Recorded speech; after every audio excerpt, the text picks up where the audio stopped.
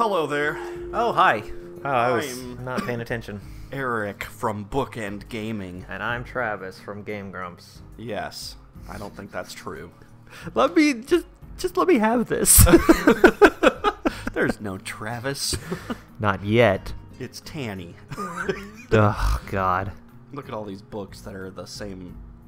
It's manga. Oh, well, I guess it's school books. It's yeah. I mean, it's a library, so they may have the same copies of. But that's stupid. No one Moving needs on. them. Hey, Hanako? Yeah. Are you a ghost? Still going ahead with your idea of traveling? You're gonna leave me too? She gives a determined nod. I'll be starting in a day or two. Naomi's decided to come with me too. Damn it! So tell me about this Naomi. Wow, quick start. Where are you two headed to first? I think we're gonna start by going north, then loop down and go southward. So you're gonna return back to where you started? Yeah. So Hokkaido's going to be first? She gives another nod, more tentative than the last. The significance of that place is not lost on either of us. Do you know how you're going to handle the traveling expenses and accommodations? Yeah, I've worked everything out. I think it should be okay. Naomi says she has her side worked out too. You know that if you need anything, you can just call, right? Please, somebody need me. I gave you my number before. Any time of the day is fine. Even if it's 3 a.m. and all you want is some ice cream. I've got nothing going on ever. She gives a smile, which in itself feels like a small, personal victory. I know. Thanks, Hisao. Maybe Lilly was right. Although I may offer Hanako any help I can possibly give, I feel as if I know she doesn't need it. She really has grown. My little girl growing up. Hanako's plans for her holidays are in sharp contrast to my simple following of my parents' suggestions to stay with them. Holidays had always made me feel less excited than most, though, so maybe this is just a return to the status quo. Before my heart attack, I had always lived so aimlessly that holidays weren't all that much different from my everyday life anyway. After school, I'd wander around a bit in the city, often hanging out with some friends, before making my way home to eat dinner with usually one of my parents, but rarely both. Their work schedules didn't leave much time for them to be home, and going there straight from school would just have meant I'd end up feeling bored. It was an urbanite through and through. I was an urbanite. Since coming to Yamaku, though, it feels like I fundamentally changed as a person. The phone call with my parents erased any traces of doubt I might have held on that, in any case. While before I had exercised a fairly normal level of independence for a teenager, that being not a whole lot, my parents were more than pleased to hear of my newfound ability in taking care of meself. Laundry. Your mom hangs up the phone, looks at your dad, and she's just like, he's not coming home for the holidays. Thank God! No, you mean, thank God. Right.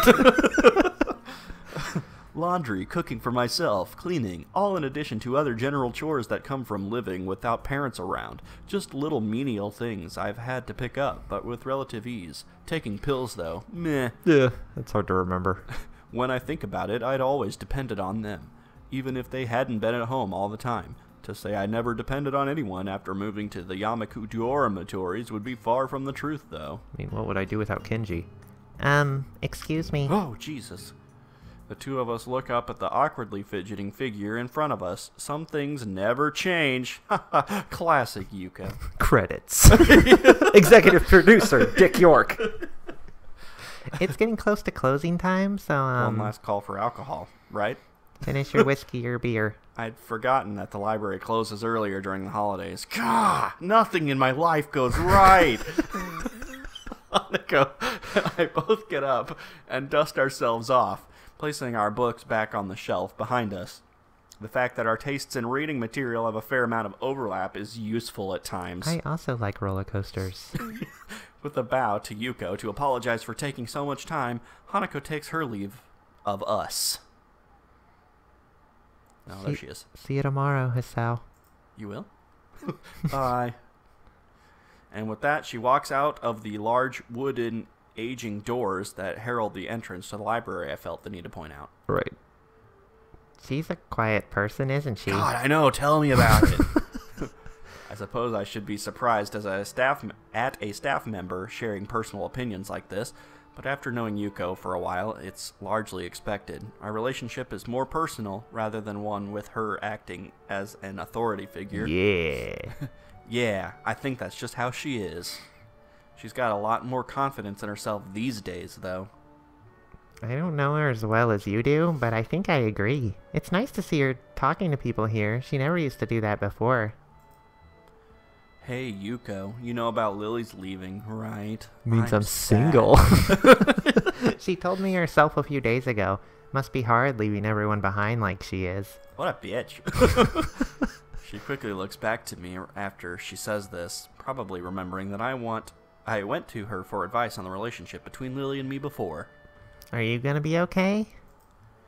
That's a difficult question. It's something I'd rather not think about for now, though, given more pressing issues, even though I brought it up. Something seems kind of off about this whole deal, don't you think? Yuko appears to think for a while, absent-mindedly scrunching her face up in a variety of creative ways as she does so. I don't think I really know her well enough to make that kind of judgment. I'm sorry I can't be more help. Nah, that's fine. I'm used to you being useless. Sort of thinking out loud. I give a deep sigh and scratch my head in frustration. There's just so much stuff happening at once that I have no control over. Feels like I'm being swamped. I think everyone goes through times like that. We're in the library after hours. What's important is to concentrate on what you can do rather than what you can't do. At least that's how I see it. If I didn't think like that, I don't think I'd be able to manage my life as it is. She says it with a smile and a light tone, but her words are far from any kind of joke. Being pulled between the two jobs as she is, just to hopefully make enough money not only to live, but also for university, must be exhausting. Perhaps that's why, coming from her, this feels like it has more meaning than if it had come from most others. I guess you've got a point there. Thank you for your advice once again, Yuko. She bows deeply and smiles again, before making her way back to the counter where she spends so much of her time. I sleep here, get out. Every time, like, any of these chats, I'm always like, this is the last time we're ever going to talk to this character. Oh, no. That's sad. Yeah. The tiny wings of the cardboard crane in my fingers are only just visible in the dim light of my room. Just a little of the moonlight being able to peek through the curtains and around their edges. No. I lie still in my dark bed for a long time, idly looking up at the little origami bird. It feels like a lot's happened since Lily folded this, but at the same time it feels very little has changed. You open it, and she says, I'm right behind you. Your mom gay. Son of a bitch. Compared to everyone else, I'm back to square one. I might have a newfound idea of where I want to go in life, but that's hardly something that affects me now. Hanako changed, I know that much. If anything, she just made me feel like I've got no excuse to be like this, considering her previous situation. Lily, though. I turn the bird in my fingers another way, looking at it from yet another angle. When I first met her, she seemed aloof and perhaps somewhat distant. Her actions were always careful, measured and precise, and her carefully maintained composure always gave the appearance of unerring confidence and serenity. In time, she became less formal, just a bit, but enough. It felt good to see her lowering her inhibitions around me and opening up, even just a little, of her own accord. It felt as if I was seeing her real self slowly become more vibrant and visible. Now, though, I'm beginning to have doubts. Perhaps they're to be expected after what is, effectively, the two of us breaking up. They don't feel new or strange, though, but rather like an old book being found and dusted off. I soon realized, after meeting Lily, that she saw me as she did Hanako, as someone who needed help and care. At first, I simply thought that we'd be fine as friends, helping each other through our limited time together in school. But then I began to treasure our moments together more and more, from our quiet walks to our talking over lunch. The good sides of her personality became ever more obvious, and ever more likable. The absence caused by Lily's trip to Scotland to visit her long-distant family and sick aunt only made me realize how much I liked just being around her, and I had thought that she felt a similar way. Yeah, this seems like a recap. I was about to say, do we need this? We don't. For her, though, maybe that wasn't everything to our relationship. Even after she returned to Japan, that just meant that blah blah. She lost her family once again after meeting them for such a brief time. She lived so much of her life without her family around, not to mention with Akira working long hours, that she had little choice but to be like that. Oh my I lord. mean, they sent her away. Mm-hmm. Screw them.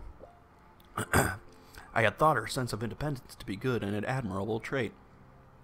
It was in stark difference to my reliance on my parents before my heart attack, as reluctant as I may have been to admit it. However, it also meant that she never let people get too close to her. She lost her family likely due to her blindness, went to a different Probably school lost a lot of things due to her blindness. from anybody she knew because of it, and worked all the harder to make sure she didn't end up a burden on her sister and those around her. And now Akira is going to Inverness, just like the family she thought she'd lost. She never told me of her plans, as conflicted as she was about them. Lilly didn't want to be a burden on anyone, including me. I'm an idiot. The end. That's the part. He just finally realizes he's an idiot. Knows. I never questioned it. I never tried to be there or asked when she needed me to. I had just set my life up and expected it to stay that way forever, with the two of us having a nice long relationship where we pushed forwards towards our future together. A small pit of frustration and anger at myself wells up in my chest. Oh god, that's heartburn. I should have goofed in her more often. Got Yeah, her pregnant, right. and then she can't leave. That's how should we get her back. That's how you fix a relationship. I just let everything happen, never even trying to help Lilly. Just her being there was enough. I thought I could keep going on if that were true, but that could never have been enough. It was a childlike dependence on somebody without any attempt to understand or help their situation. I'm allergic Bless to you. idiocy. Thanks to that, I lost Lilly. I lost the one person I loved most because I wasn't there for her when she needed me. With an increasingly angry feeling washing over me, I turn over and set the crane back on the desk next to my clock, the place where it had lived since that day when she folded it for me. Since that day when she herself said that my burdens needn't be my own. The obnoxious bright red numerals of my alarm clock shine through the darkness of the room onto my tired eyes. 10 o'clock, evening, curfew will be soon. I wonder, If I start running now, will I make it to Scotland? what happens if I break curfew? Akira mentioned they'd be leaving this evening. You're gonna run to the airport. I've no idea. He is. He's going to have a heart attack on the way. Oh my god, did I call it? I have no idea exactly when their flight is. What a Friends ending this is. Yeah.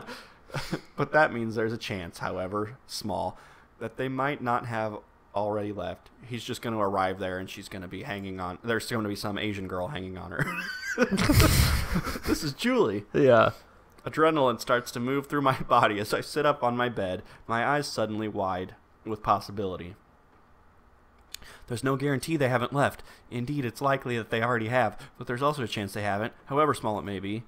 Just this once, just as I should have before. Ugh, the sun is out. What's going on? I must have passed out. Oh god, they're probably gone. I stand up and rush over to my cabinet, throwing out some clothes as fast as I can and sliding them on in quick succession. Each second that goes by is a second that I can't regain, a second that may mean the difference between catching them and losing them forever. Even if I fail, I have to try. I can't let her leave everything behind without even trying to stop her, without, just this once, being there for her. With the last of my clothes slipped on, I hastily grab the phone off the desk. Luckily, the number for a local taxi company is still in my call history. If only Uber existed. A gruff, unenthusiastic voice announces the name of the company, while I pace around the room. It takes some effort to slow down my voice and keep it clear over the phone. Relaxy cab. It's Relaxy Cab, like Taxi Cab. Oh, that's better. The chilly night air sweeps against me as I open the dormitory door, but nevertheless I keep up my brisk speed as I half jog, half run out to the school gates. It may not be curfew just yet, but it's precariously close. If there was a guard around, they'd no doubt have some questions for me, like, where are you going? And why? But it looks like I've managed to come out just before they arrive, or they're around a corner. I mean, if this was like a teen like romantic comedy, it'd be a security guard that you have many run-ins before, but then this time he stops you and he goes, "Go get her, kid." Yeah. And then the music swells. The music, yeah. My pace picks up as I make my way through the school gardens, their nighttime allure all but lost when I begin to run to the school gate. Oh god, you're running. Like, this is either gonna be like really cheesy, or it's gonna be Really like bad? really bad. Yeah. Oh god. I guess Is we'll the find next out. episode the finale? I don't know. I feel like maybe I should look it up just to make sure. That's cheating. I know, You I don't ruin want to it. know, but at the same time, I don't want to like stop an episode and then the next one. I guess we just tack it onto the end. Yeah, we say that every time, I think. Yeah. It's so worrisome because it's like I'd hate to be like, all right, see you guys next time, and then, you know, they all know they've played it. Most of the people Right. watching this have played it, so they're like, no, don't stop. There's only got like 4 minutes left. Suspense. Yeah, I will stop and. Now we got a whole sequence to go. I'm excited. Oh, we're at the end, people.